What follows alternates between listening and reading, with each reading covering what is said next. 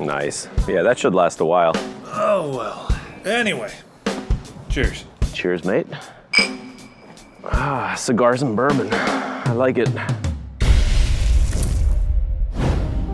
I watched Passengers during the shutdowns, and 2020 was a tough year for me. I told you more in depth about it. Yep. The people at home can imagine how tough it was. It was involving death, not COVID related, and other personal issues going on. Yeah. I was drinking a little bit more. So that film, Passengers, actually ended up being a comfort. It deals with isolation and loneliness. Yep. My video that I put out in 2020 touches upon. And I watched Passengers probably around 30 times in 2020. Wow. Yeah. So my first time that I watched that, I had dropped my mom off to get her hip replaced. They just told me, go home, we'll call you when she's out. And I watched Passengers, and I felt that same comfort that you did. And it was in 2020 that I watched that movie for the first time. Yeah. What made you discover it? It's something that was always on my list, my very extensive list. But I like Chris Pratt. You know, his life story is actually pretty interesting to me. You know, he was homeless. Hawaii? In Hawaii, well, yeah, being homeless in Hawaii was... Probably in other places too. Right, yeah. Coming from like a working class background, like that resonates with me. This movie I describe as an intimate, small, big budget movie. It's a paradoxical statement, but it makes sense in terms of you only have basically two characters throughout the movie. You have Michael Sheen as Arthur, who is a good addition to just kind of even out the balance of circulation of let's have a little more character, a different kind of character in there. And it's someone for Chris Pratt to talk to, and a little bit with Lawrence when she's mad at Chris Pratt. Right. But a lot of that movie, I think, is inspired by Richard Linklater. Before Sunrise, Before Sunset, because there are scenes of them just connecting. I guess you could also say it carries similarities with Castaway, for example. The first 30 minutes, yes. Right. With Chris Pratt alone on that ship? Yeah. Yes. Arthur is Wilson. Right, yep. So the one thing that I noticed, and we can get into the Aurora cut. Oh yeah. In the original theatrical cut, the movie begins Chris Pratt waking up, going through the motions, blah, blah, blah. So then you get that empathy from the audience for his character. Whereas in the Aurora cut, it starts with Lawrence's character and builds on from there. When I was watching it, the empathy was more with her than it was with Pratt. So the Aurora cut was something I put together in 2020, that the movie starts off with Aurora waking up, but in the theatrical cut, that shit happens half an hour, 40 minutes into the movie. So you're changing the perspective of how you start the film. Exactly. And this is a showcase. The reason I did it was to showcase what happens when you put the first impression of point of view onto an audience, and how does that change your experience of watching the movie? She's trying to figure out what happened, and then things don't seem, things seem a little weird to her. And then there's like the reveal from Arthur, and then you put the flashback to how Chris Pratt woke up. Yeah, but it's after you find out that she finds out he woke her up. And then there's a deleted scene that I took of him alone in his room, and he gets a drunken video call by her. So, because I didn't remember that from the theatrical. Okay. What enabled me, when you have this dolly shot going into his face of him just because she's basically chastising him and saying, you're a fucking loser. Right. And I never would have looked at you in the real world. And he starts to cry. And that was the moment that I found, okay, that's where we can flash back to his experience being alone. The first half hour of seeing what he went through. Right. Which is very unconventional. It probably wouldn't have happened in any other real world scenario of how you would tell a story. I think more filmmakers are taking chances in that they would do something like that, but a big budget movie like that, you need to get the audience to empathize with the main character. Correct. And in its totality, it still showcases Jim as the main character. Yes. But it's more dynamic and tricky. And I like that because it does show Aurora's point of view for the first maybe 20 minutes, maybe 15, 20 minutes. It's not that long. It made me feel something different for each of the characters. I wish I'd seen the Aurora cut before. It's a dying shame you can't just post it on YouTube. The thing is, anyone can make that cut. It's almost like I'm giving the codes to how to do it. Like, where do you place that flashback and all that stuff? I'll let that car pass while I put some more on. Sure. So there could be a theory that Arthur is deviantly and secretively revealing this. John Spates definitely utilizes him to do something that an antagonist would. Oh, he spent months deciding whether to wake you up. He couldn't stop talking about you. Jim woke me up. Oh, yes. But he still makes him a innocent character or a ambivalent character. Right. He doesn't Not have evil any motivation. or good. He doesn't have any motivation. Maybe the only motivation is that he's there to help. He's there to help the passengers in the ship, right? But in so doing, he causes a rift between Aurora and Jim. Right. Now, the look that he gives after he tells Aurora that, he gives a look to Jim of just staring at him straight in the face. Satisfaction. Right. Like, which he is knew what he did. Right. How upset should she be about this? The thing that's being taken away from her is starting a new life on this new planet with a new other society. people. Right. Right. And the situation is she's now stuck on this ship for the rest of her life, the possibility for the rest of her life with one other person. So that's very limiting. Right. Quick question here. The story begins when they're 90 years away from the Homestead 2. Something around there. And the story ends somewhere around 88 years left, as far as the movie timeline is concerned, right? So they love each other, yada, yada. How do you approach children? It's kind of difficult in that environment. Here, like, I can walk down to the corner drugstore and get birth control. But on a ship, they could have an accident and they do have a family. I think they have supplies for birth control enough. Okay. I think there's no problem with that. Also, this is all speculation, with their children, it could be you remember that old ass movie with Brooke Shields, The Blue Lagoon? Yes. What are you doing? What do you want? It could be that the siblings hook up because they don't know any better. You might have some issues with that. You know, they had to have a talk with their kids, but that's part of like the journey that's unexplored in this sequel that we didn't, or continuation that we will never see. But you could absolutely have a really good sequel there. Oh, I'd love to see a sequel for that shit. Right? Man. It would be very unique. It would still be in the vein of the first film. But it would be different questions on morality. Yeah, and family. Philosophy. Family, right. And that's so much more interesting. It would actually be more interesting, possibly even than the first film. You hear that, Hollywood? Make a sequel to Passengers. Right?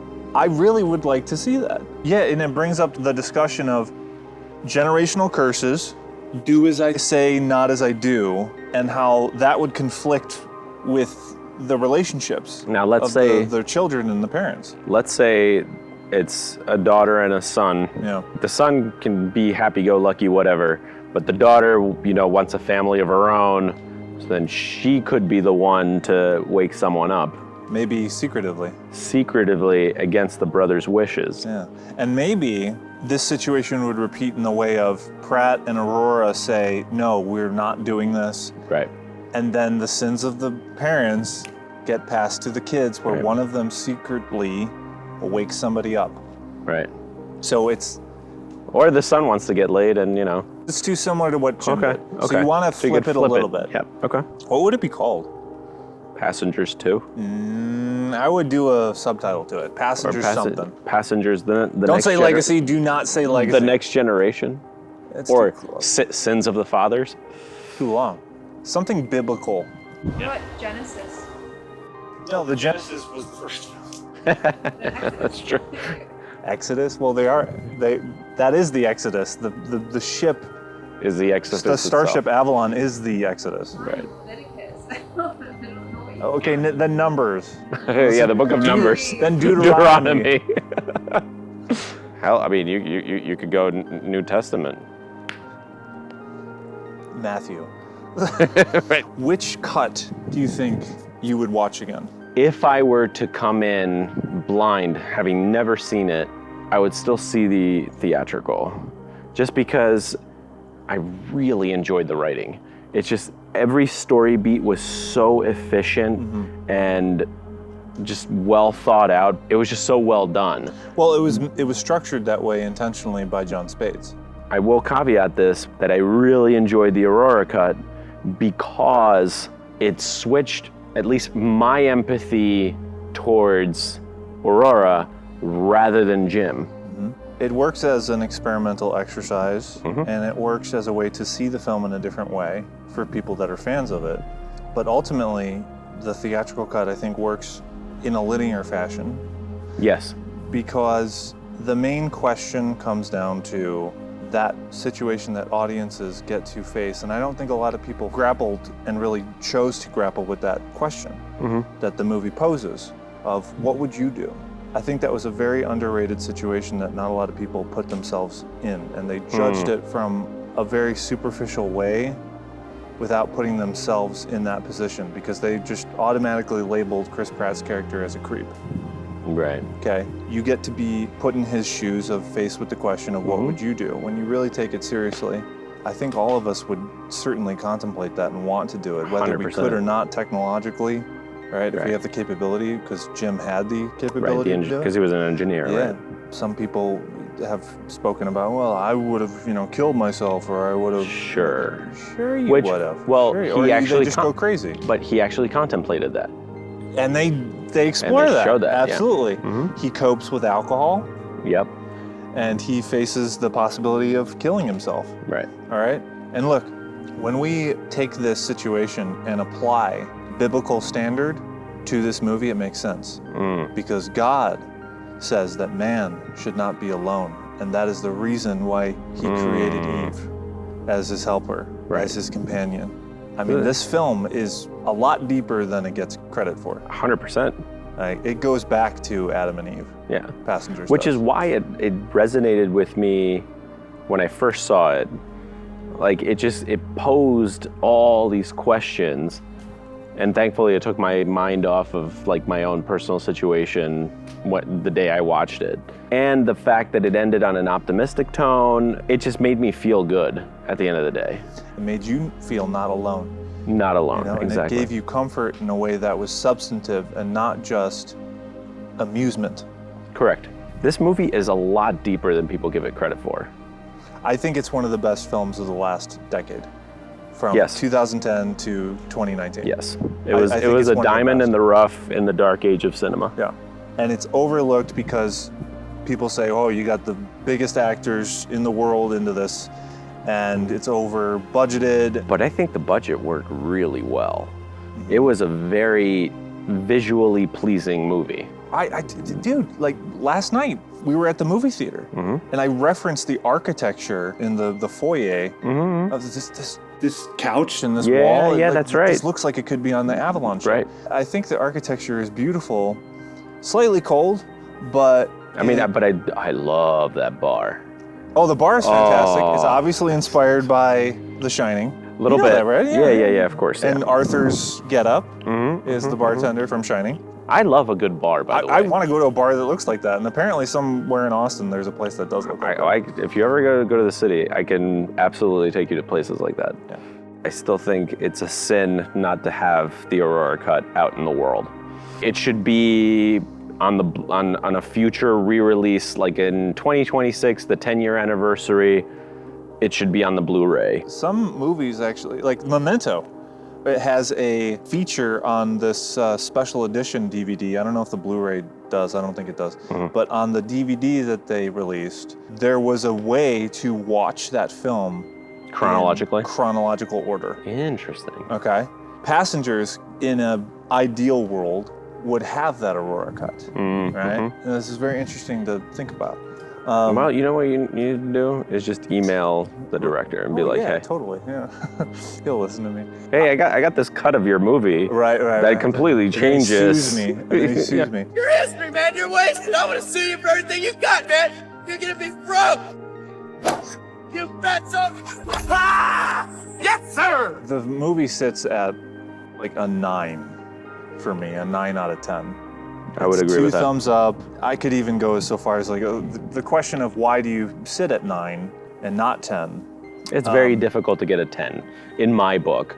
Like it works Right, on. but what on are we, a, this is the question that I pose. What the fuck are we waiting for to give a movie a 10? What film are we waiting for that gets a 10?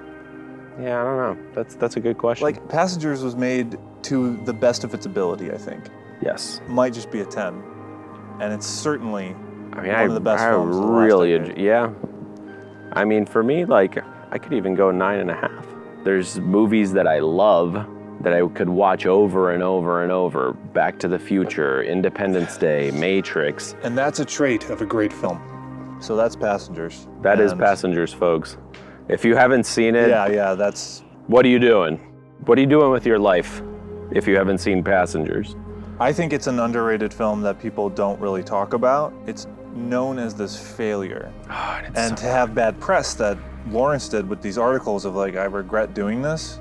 But it wasn't as you know good. what movie was a theatrical failure? Shawshank Redemption. It was completely overshadowed by Forrest Gump. I think Shawshank and movies of that ilk have more of a reputation of being these great films because there's this grittiness to them.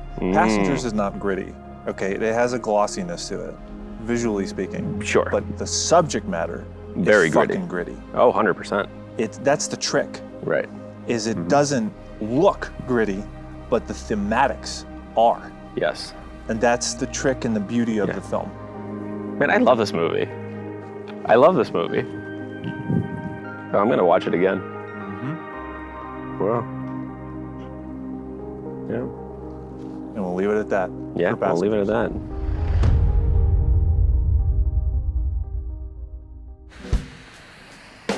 You're not inhaling it, right? I mean, that's the golden rule. Well, I just did because I laughed. You want to let the smoke out, okay? As you're doing this. That should be good.